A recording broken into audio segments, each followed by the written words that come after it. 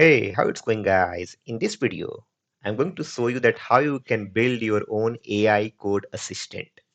Lately, you would have been working with a lot of agentic IDEs like Cursor, Antigravity, or Windsurf.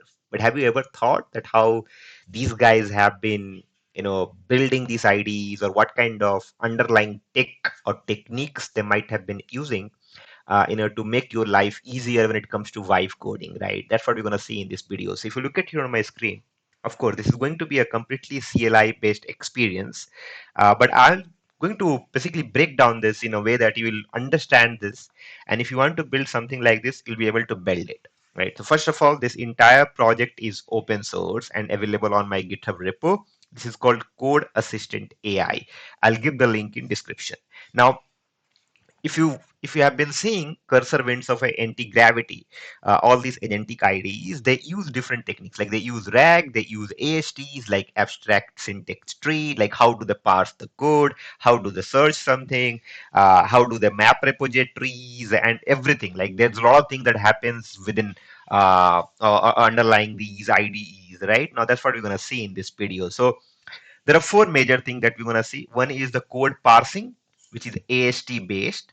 So when you mostly work with RAG, you do some kind of text splitter, right? So either you do character text splitter, you do recursive character text splitter. But when you work with coding or programming languages, like let's say Python, for example, you cannot do text splitter or recursive character text splitter or whatever, because then you will lose a lot of information within functions and classes and whatnot. That's where the AST comes up, abstract syntax tree, and that's a very intuitive thing.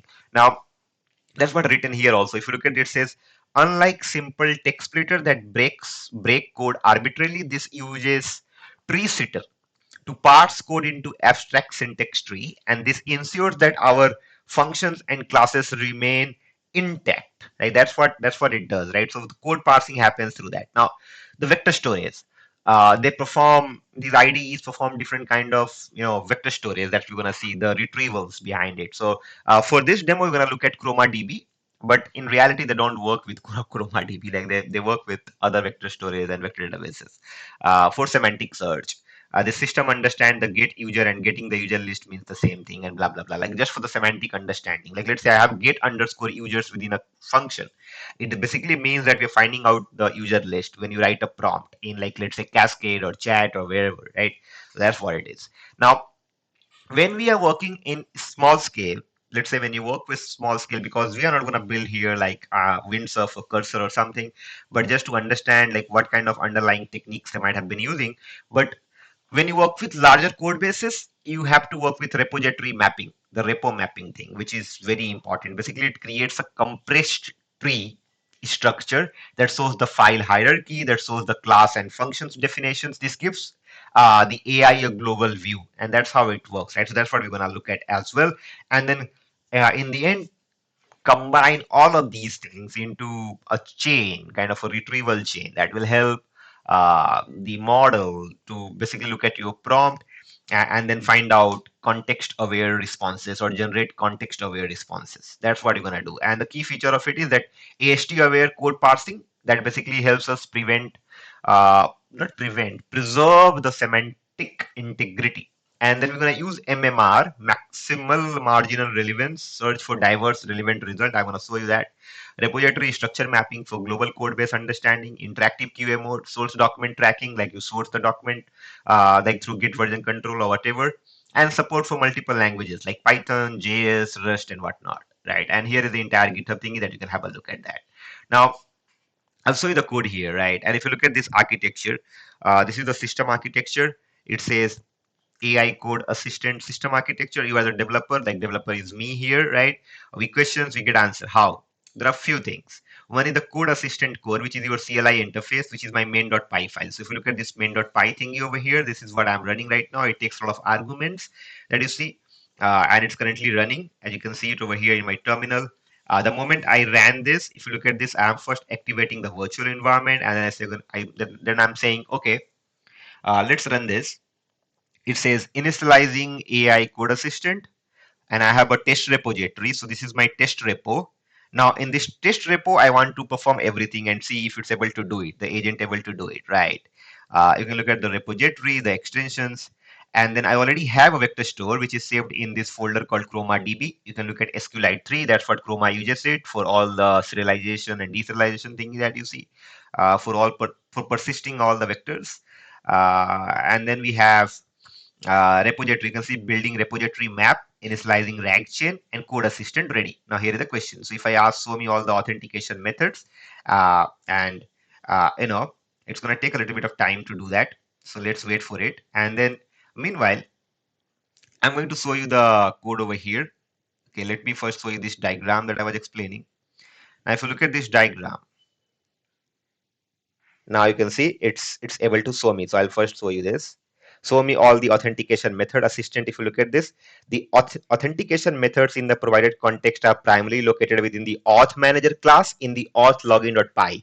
Boom, right? This is how we find it out. I mean, if you look at cursor and Windsurf or any other thing, that's how they find it, guys, right? I mean, of course, their scale is large. They have been using a lot of engineering behind it, but that's how you can get started. Now, if I show you this file, which is let's say this test repo, and in this test repo we have an auth folder. Within the auth folder we have a login py, and if you look at this login py, we have our the auth manager. Now if you look at this auth manager, it's able to find out all the authentication methods, right? So this is fantastic. That's how the code gets it. And then of course you can keep on chatting with it. You can have a memory here, you can have an episodic or a semantic or a long-term memory. It all depends how do we engineer it. Now this is what it is. So let's go back to the architecture here. You already saw this. Now, if you look at this architecture, the AI code assistant system architecture, as a developer, you will ask a question. Now, how that gets the answer? We have a code assistant core. Now, in the code assistant core, as for this particular project, we have a CLI interface, but you can have an IDE as well. A lot of open source IDE, go fork it and then build on top of it. Now, then we have an orchestrator. There has to be an orchestrator because it has to go and do a lot of things. So we need an orchestration framework to do it. So if you look at the orchestrator, here is my code base. Now it has three things: processing layer, storage layer, and the intelligence layer. Now the mapping happens here, the repository mapper, which is the structure builder, and I'll show you the code in a bit. Then we have a code parser, which is the tree seater AST, abstract syntax tree that I talked about. And then we have the storage layer where we have OpenAI embeddings, and then we store our vector store in ChromaDB, right? And then the intelligence layer is pretty simple. So we are using maximal marginal relevance for search, which is here MMR search, and then RAG and everything happens over here. This is a high level thing. Now RAG pipeline over here, right? If you look at MMR, we are using MMR because it ensures diverse result and not 5 identical code blocks. Okay, we need diverse result when it comes to these kind of problem statements, right? And repository structure map, you can see the get repo map. The build context. Context includes retrieved code, repo structure, function signatures, and class definitions. All the arguments, all the signatures, your hierarchy, the file, directory, and everything becomes a context. And this is how the RAG works out over here. If you look at this, I have given you everything that you can go and look at yourself. Pretty much self-explanatory if you understand the uh, crux, behind this problem statement, right? Of how we're building an AI coding assistant. Now, the AST-based parsing versus simple text splitting. Why AST matters, right? Let's say if you have a class which is payment processor. Now within this class, if you have two functions, like let's say for example, if we have an init function and we have a process function, and then if we just go with the simple text splitter and have some kind of maybe a character limit, like let's say 1,000 or 500 characters, and if you break that out, you will have function splits in half, right? And then you lose a lot of information. So you have a one chunk, then you have the other chunk. Both the chunk will have maybe uh, individual functions, or maybe the functions might lose the return statement or might lose some other variables and whatnot. So that becomes bottlenecks. Also, even if you have a chunk oversize, that becomes again a problem, right?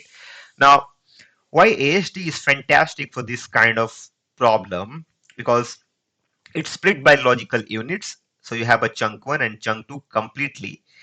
Each chunk is semantically whole and intact. So you have the complete information. It basically keeps the classes together, maintains the entire context, and AI sees the complete code, no broken signatures. That's what AST does. So if you're working with coding assistant, make sure that you are working with AST-based parsing and not simple text splitters. That's the first thing. Now, this is already there. I'm not going to go into deep, already talked about it. Here is a complete interactions. I'll show you the repository mapping, which is important.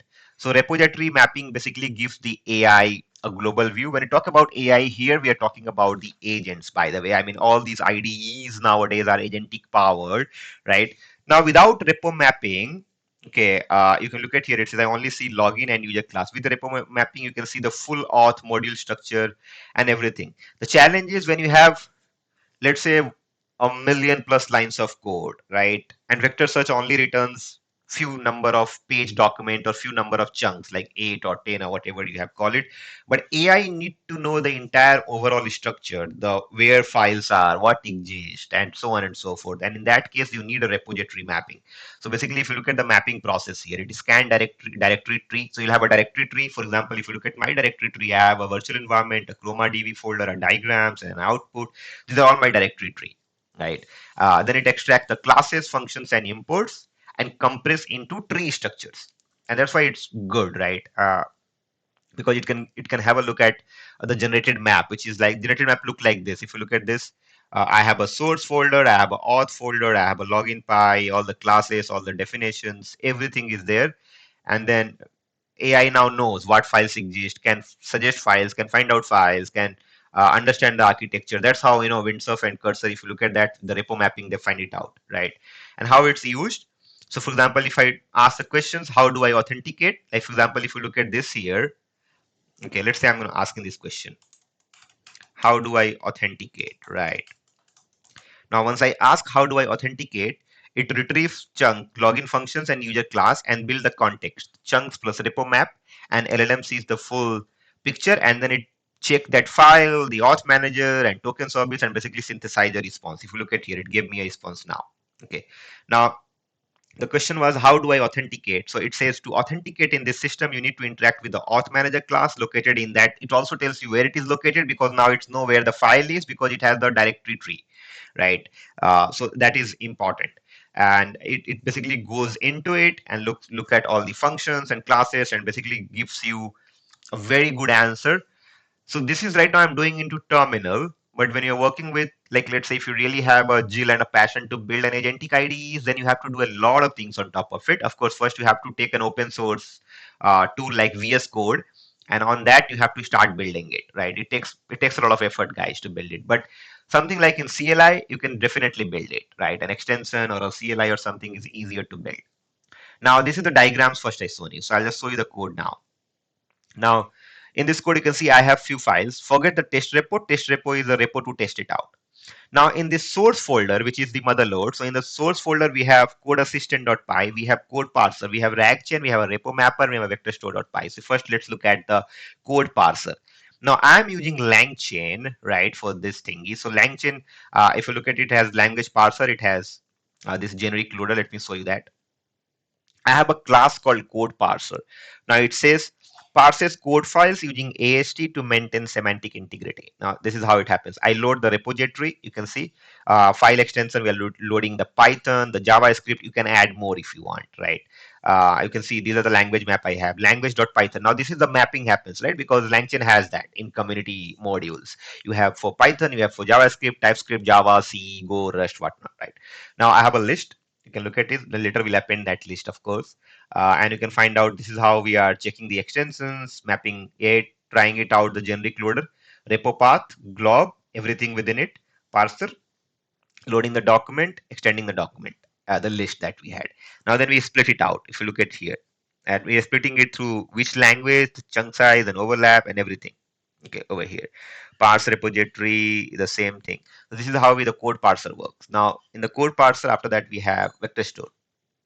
Now for vector store, we are using ChromaDB, but feel free to use anything you want. Doesn't matter. I'm using text embedding 3 large model because you always have to work with embedding models which have, like, let's say, higher number of dimensions, because you have to have higher number of dimensions for better semantic understanding. And when it work with the large code bases, that's mandatory, right? That's what I'm doing over here.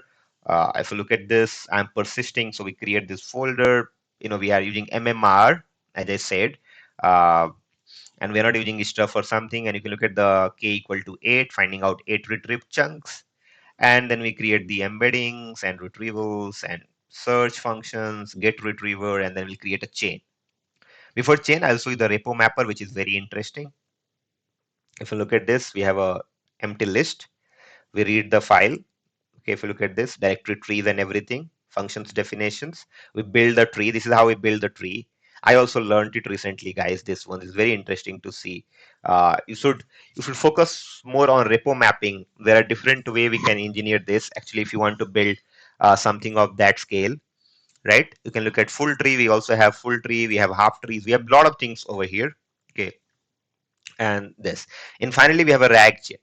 Okay, in rag chain, we basically build the chain of everything. You can look at context. The context gets created. User questions, whatever questions I'm asking here in terminal, and then it becomes a rag chain over here. And then we have the code assistant file. You can look at everything is here. Okay.